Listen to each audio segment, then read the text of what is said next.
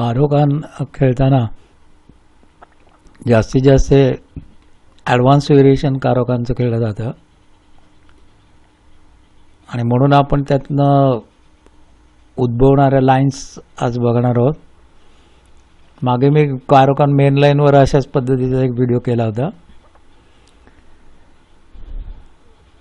तर हे बाजू साईडला जो चार्ट दिला आहे त्याच्यावर पण थोडं लक्ष ठेवा. कारोकान E4 C6 D4 D5 आणि पांढरा खेळाडू E5 खेळतो म्हणजे पॉन पुढे घेतो, पॉन लॉक करतो. याच्यानंतर जे आहे ते बिशप F5 जे आहे ते 99% लोक बिशप F5 खेळतात. काही लोक हे C5 पॉन खेळतात. तर C5 पॉन आपण बघूया. म्हणजे ब्लॅकने सुरुवातीला पॉन सॅक्रिफाईस केलंय. हां, नॉर्मली तुम्ही प्रॅक्टिस करत असाल तर हे C5 खेळू नका. तर पहिल्यांदाच हे पॉन गॅम्बिटला दिलं C5, याने D क्रॉस C5 करून टाकलं आणि हा परत इथे आहे नाईट टू C6 तरी खेळतो किंवा E6 तरी खेळतो. आता नाईट टू C6 ची लाईन जर घेतली, नाईट टू C6, तर बिशप B5 घेऊन हा नाईटला पिन करून टाकतो, ॲब्सोल्यूट पिन.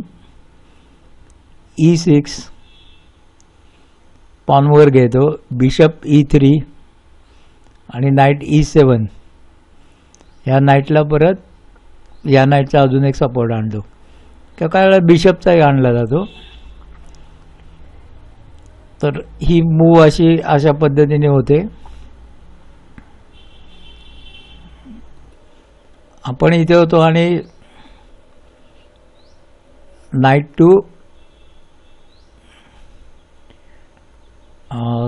C6 ही मूव आपण बघितली. दुसरी मूव आहे ती E6 पॉन हा खेळणं. आता हा E6 पॉन खेळल्यानंतर बिशप E3 खेळतो सफेद. नाईट H6 C3, नाईट उलट्या बाजूला घेतला बघा त्याने. E3 C3 आणि नाईट F5. हा म्हणजे या बिशपला थ्रेट देण्यासाठी देतो. हे जे आपण आता बघतो त्याच्यात काही टॅक्टिक्स नाही, ट्रॅप नाही किंवा काही नाही, कॉमन खेळल्या जाणाऱ्या मूव्ज आहेत. हां, म्हणजे कॉमनली काय खेळलं जाईल हे याच्यामध्ये आहे. आता याच्यामध्ये आपण बघितलं की बिशप F5 ही अतिशय कॉमन मूव आहे आणि जवळजवळ 99% लोक हे खेळ खेळतात म्हटलं तरी चालेल. हां, यानंतर एक जबरदस्त आहे knight C5, knight C5, knight C3 sorry C5, knight C3 वॅन्डरविल अटॅक. हा अतिशय जबरदस्त अटॅक सफेदने केलेला आहे. हां, आणि याच्यात जर काळा खेळाडू अडकला तर मग तो अडकलाच समजायचं. हा अटॅक मात्र अतिशय काळजीपूर्वक आपल्याला अभ्यास करावा लागतो. फेस करणं अवघड असतंय. याला E6 खेळला इथे आणि बिशपला लॉक करून टाकला. G4 आणि तो G4 ला आणून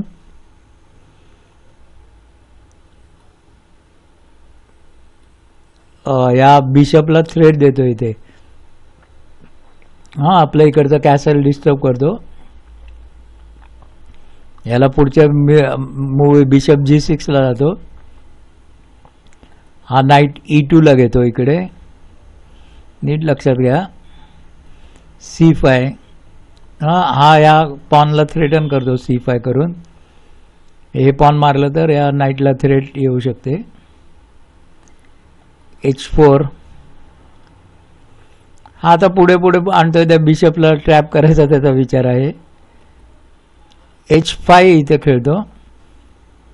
आणि याला त्याने ब्लॉक केलं, परंतु हा नाईट F4 खेळतो. तर नाईट F4 खेळल्यानंतर परत या पॉनवर भरपूर प्रेशर येते. क्वीन आहे वरून, हा नाईट आहे. म्हणजे इकडची बाजू काळ्या खेळाडूची पण तो डिस्टर्ब करायचा प्रयत्न करतो. उजवी बाजू तर झालेलीच आहे डिस्टर्ब. तर या वेळेला बिशप H7 खेळलं जातं. बिशप मागे घेतला, नाईट क्रॉस H5, पॉन जाऊ दिलं जातं. इथे लक्षात ठेवा, इथे पॉन जाऊ दिलं जातं. C क्रॉस D4, हा हे मारून टाकतो, म्हणजे सध्या नाईटला थ्रेट दिसून येते. तर नाईट टू B5 खेळतो हा, आणि नाईट टू C6, आणि नाईट क्रॉस D4. अशा या वॅन्डरवॉलच्या मूव्ज होतात. या पद्धतीने केला तर काळा वाचू शकतो, नाहीतर काळ्याची वाट लागते. आपण इथे होतो, हा बिशप F5 ला आणला.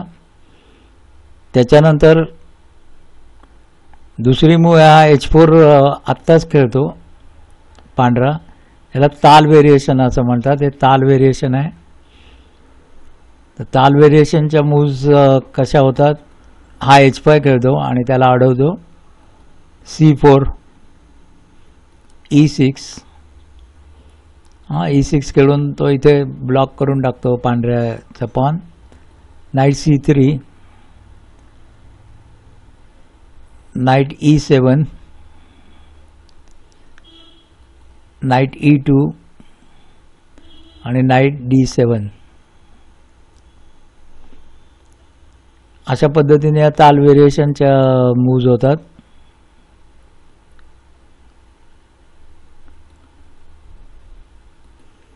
ताल व्हेरिएशन नंतर महत्त्वाचं एक व्हेरिएशन याच्यानंतर आहे, हा बिशप F5 खेळलेला आहे, ज्याला ब्राउनस्टीन व्हेरिएशन असं म्हणतात. याच्यामध्ये नाईट E2 खेळतो हा. बघा, नाईट इथे E2ला त्याने घेतला, त्याच्यामुळे हा पांढरा बिशप खरं म्हणजे ब्लॉक झाला आहे, पण त्याला तो पुढे वापरायचा. Night E6,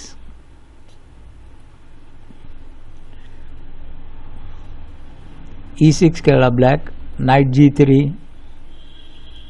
bishop G6, H4, H5, bishop E2, C5, bishop cross H5, bishop cross H5, knight cross H5, C cross D4, bishop G5, क्वीनला threat, queen to B6. Queen B6 आणून या B2 हे पॉयझन पॉन आहे, याच्यावर attack करणं हे अगदी कारोखांमधलं ठरलेलं आहे. बऱ्याच वेळा क्वीन B6 ला आणली जाते. ह्याच्यावर हा नाईट D2 खेळला, म्हणजे ते पॉन पाहिजे असेल तर मार, पण त्या रूकला त्याने प्रोटेक्शन दिलं. आणि नाईट D7 हा खेळला, त्याने ते पॉन मारायला गेलं नाही, पॉयझन पॉन आहे. तर या मूव्ज होतात. आता आपण इथे होतो,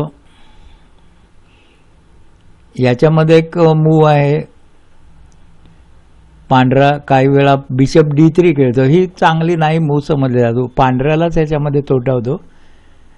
कारण त्याने जर हा बिशप इथं घेतला तर काळ्याने तो मारून टाकायचा आहे.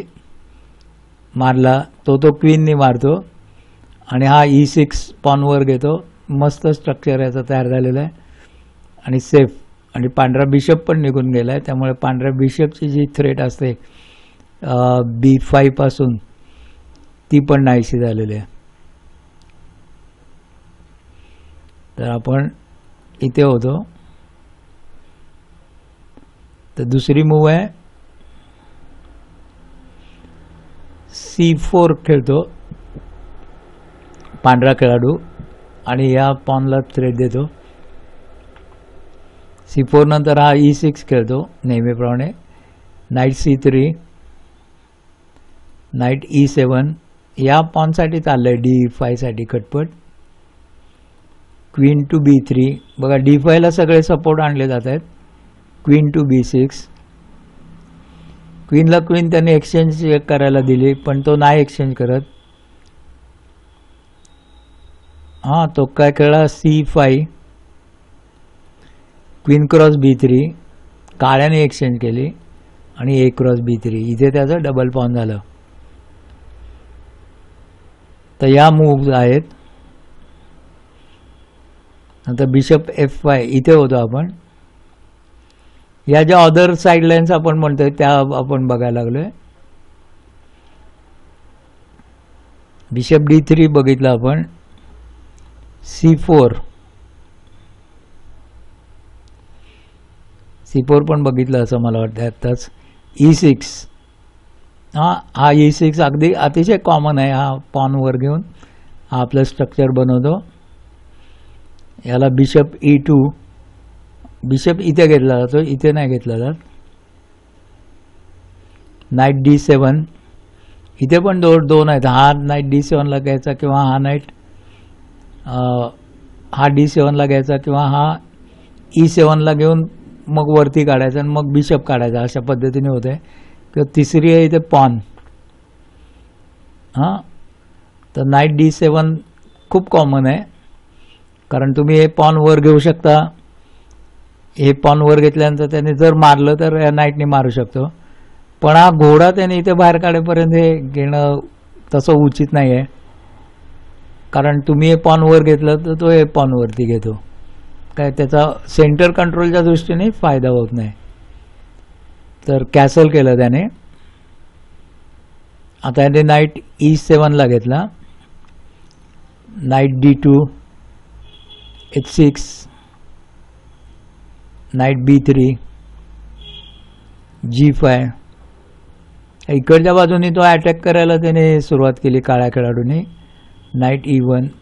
हा काळ्याचा अटॅक चांगला आहे. Queen C7.